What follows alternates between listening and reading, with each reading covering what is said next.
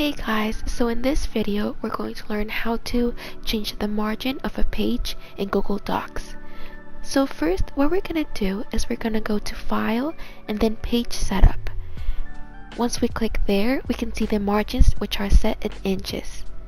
Then we can change the size simply by clicking on each box.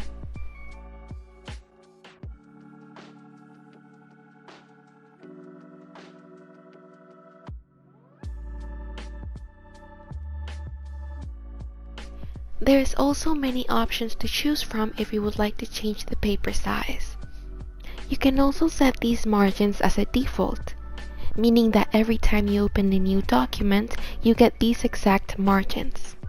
So that's it. If you enjoyed the video or found the tutorial useful, please subscribe or leave a like.